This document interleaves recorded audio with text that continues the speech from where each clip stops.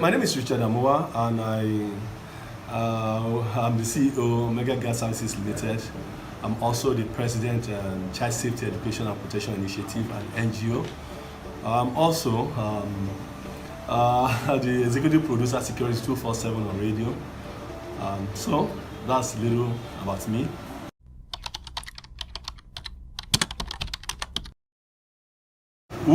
The consideration of security in Nigeria, for me personally, whatever I'm going to say here is what I assume or what I think. I've been in security for the past 22 years. Currently, it has never been this bad. Bad as in that Nigerian cannot sleep with their two eyes closed. Everyone can feel it.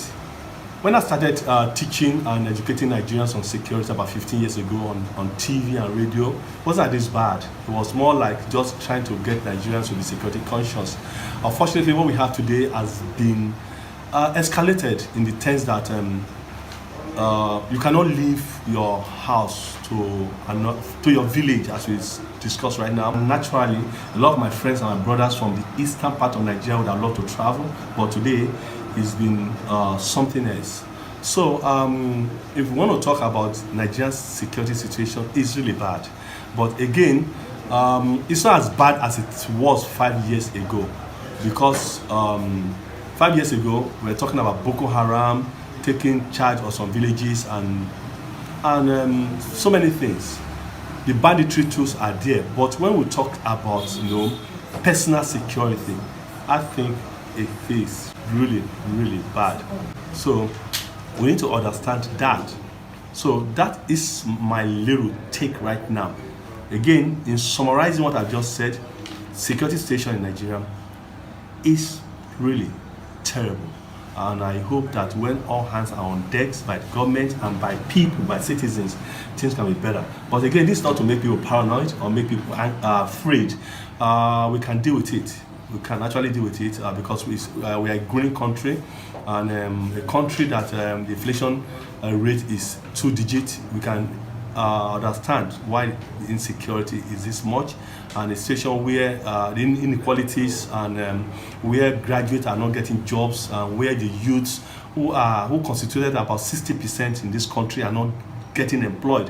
Those are the things you get, So because when we talk about insecurity, we talk about drug abuse, we talk about so many things that lead to it. Corruptions too are there. So I think a whole lot. So we're just going to look at the variables and understand that until we start dealing with these issues, there's no way we can say we are having security. So security is palliative in Nigeria. It's zero. We don't need to talk about it. I was the former director of publicity of Associations of Licensed Security Practitioners of Nigeria for 5 years. So I was the national officer, and it's zero. So we're not going to discuss that. Nigeria is one place where they've not recognized private security yet, and we are praying that they will do, because private security have over 5 million personnel across Nigeria. And if those private personnel are in every nook and cranny of Nigeria, they see things. So every police officer, every DSS, all those public police officers should be able to work with those guys to be able to get information from them. So the truth here is that, like I said earlier, and I'm going to say it again, it's zero. It's a journey I started some few years ago. I came to Lagos when I was just 19, and my parents would not send me to school, to university, because they could not afford it. My parents are very poor. Blessed memory to my dad. So I came to Lagos to be able to hustle and to see what I can do. But hey, I chose to ask myself that, am I going to be like a boy on the street, or am I going to make it? What do I choose? I chose to say, okay, I want to make it someday. So I had to send myself through school. Fortunately, because I was working and at the same time trying to survive. So meaning I had to, I had to be working by the side and schooling by the other side. So, but as I give every glory to God. I ended up being a mass communication student. I was 40 when I went for ND to study it. Yes, because I just felt that because it's my dream to speak to people. It's my dream to to be on radio and to able to impact people. And for me to do that, if the opportunity comes and I'm not ready, what happens? So I had to go back to school at 40. Did my finish at Nigerian Institute of Journalism in Ikeja by Nigeria. So it was good. But before then, I went to Unilag to do my diploma and advanced diploma in security operations.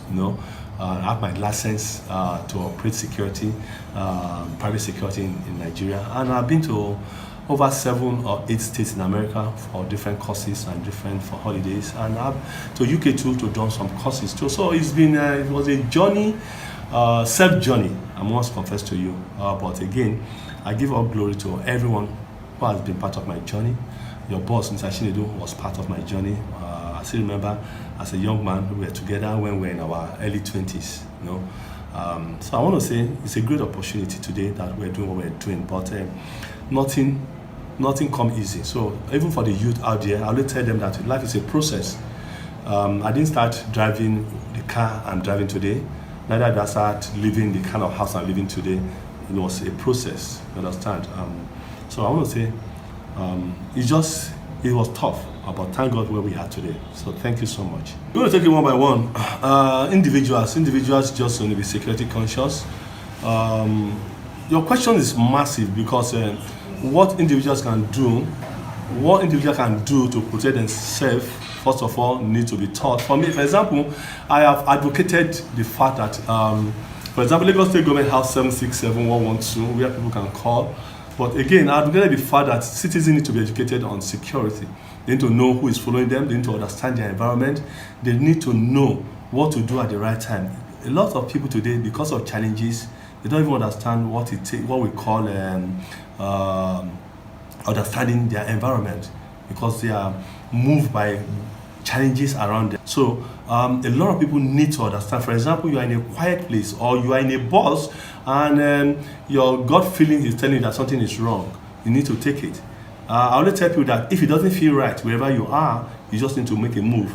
A lot of people today, they are in the bus, one chance bus, and the signs are there that, oh, this bus I'm in right now, I'm not really feeling safe. What do I do? Should I just come down? People don't come down. So individuals have a lot to do. I can sit here from now to tomorrow to educate you what individual can do, but because of time, what people can do, like I keep saying, is first of all understanding your environment, understanding what you are doing, understanding don't just quickly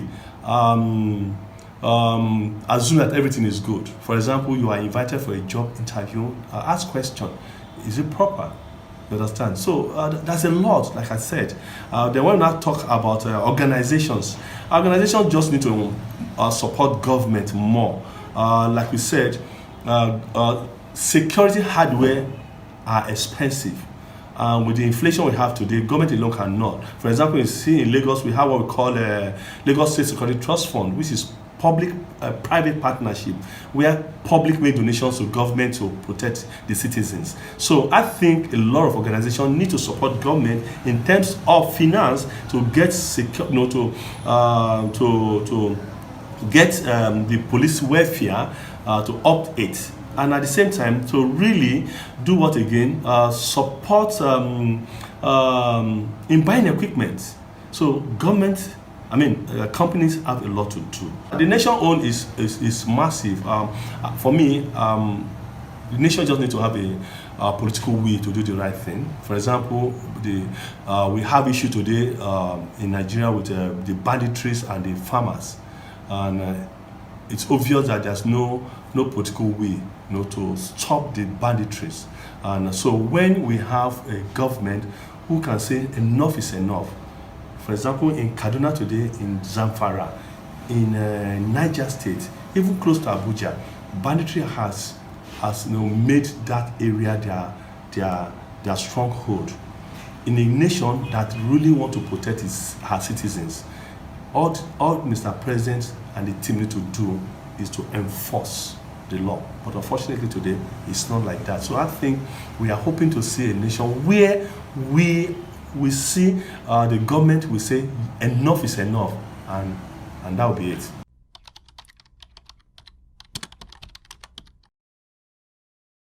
You don't blame them because, like I said, I'm in my 50s right now, and when we're growing up, Nigeria was not like this. Naturally, when you get a job interview, you just naturally go. But unfortunately, people do not understand that things have changed, that the games have changed, that people, that even today, family members kill one another. We're seeing a situation where mother conniving with her own, one of her children to kill another one, where no children kill their father. Things have changed. So a lot of people today need to understand that the game have changed when it comes to security. So meaning that whatever you must do, what will you do? Always carry somebody along, a trusted adult. Talk to somebody. Am I going to tell you about the fact that even a family member you have not seen for over a year just continually knock at your door, and you just kind of open that door? You need to know where it's coming from. Because there's a lot of family members today that into drugs, that are running away from another country, and they want to come and hide in your place. So wherever you're not safe for 6 months, don't just open your arm and welcome that person. So like I said, citizens have a lot of education to do. That's why sometimes I propose to the government that we need to do more of teaching. Let people know what to do. Government can really buy all the APC, what I call an armor carrier, all the guns, all the bulletproof for the security agents, without educating the citizens. What happened? I'll let tell people, all that we say, you see something, you see something, you say something. How many people what do you notice? What do you see? How do you say it? Those are the things we begin to teach individuals. Because seriously, people are paranoid, people are afraid. That's why you see today, a 10-year-old child cannot cross the street to go and buy something for his or her mother, because the parents are afraid to even send. So there's need for us to do, but I hope and pray that with time, that situation will be normal.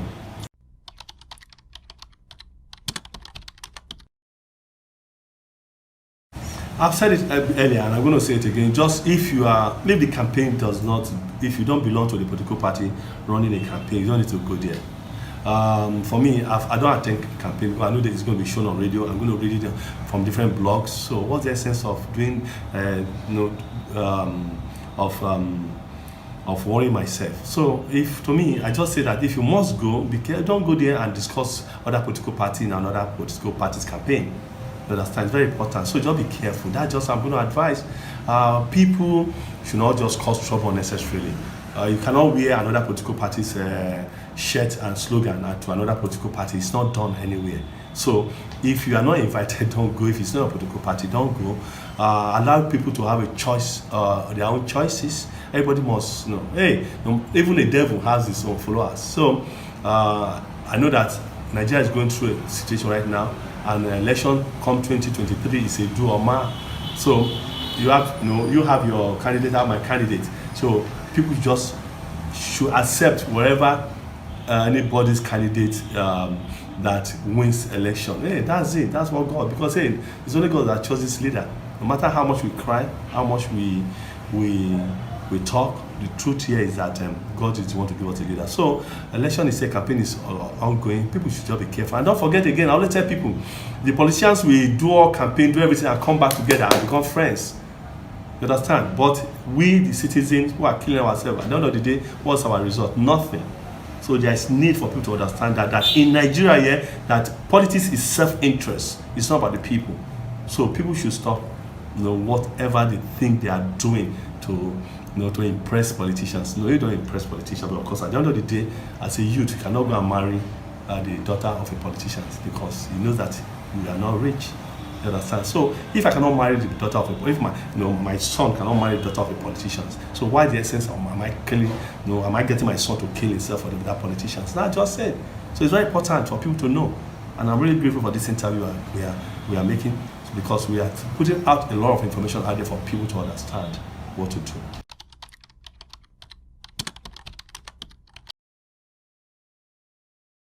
Well, I always say this is a country where I don't understand why we why we have defensive equipment and we say we cannot use it. I don't know. Honestly, it's so it's just forget about my smile or because about my what I'm saying right now.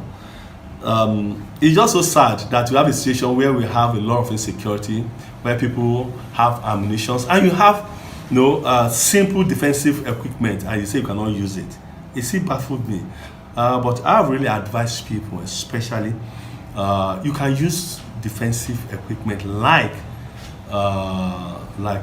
pepper spray, like what's it called, shocker, batting, to protect yourself. And why do I say that? Because you are not going to just allow someone to walk into your to your home and get you killed and get your children and your family killed. So for me, I will always advise Nigeria to acquire those things, but they should not use it wrongly, in the term that don't go and use it to hurt somebody. But if someone is going to hurt you, you can use it to prevent yourself. That has always been my advice, because if federal government is giving suppliers license to bring it to the country, are they going to sell it to the hoodlums? No, they're going to sell it to citizens to support themselves. So I think for me, I will advise that all those little defensive equipment should be things we should have, so that we can use to protect ourselves. Every woman is advised to have a pepper spray. What that does is that before you are attacked, but you must be taught how to use it too, because if the attacker gets it from you, you are in trouble. You understand? So you are not going to, somebody is going to be talking to you and you are now opening your bag, and you are going to make him surprise. That's what we call in security, element of surprise. You understand? So that every woman should have a pepper spray. Even me, I do have one. So it's very important.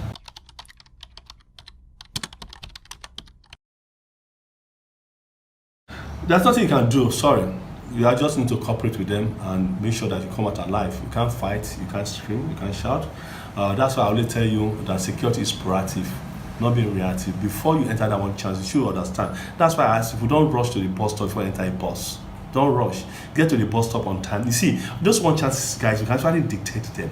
You can't enter a bus, you want to enter a bus and you see two men sitting at the back, taking positions, and one side, and you should understand, why are these people sitting like this?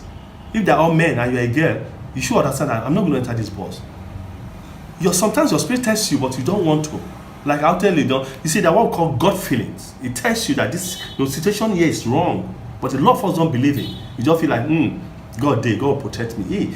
Even Jesus himself, when it was not his time to die, the Bible says he went to the wilderness to pray, because he knew that the Sadducees are looking for him.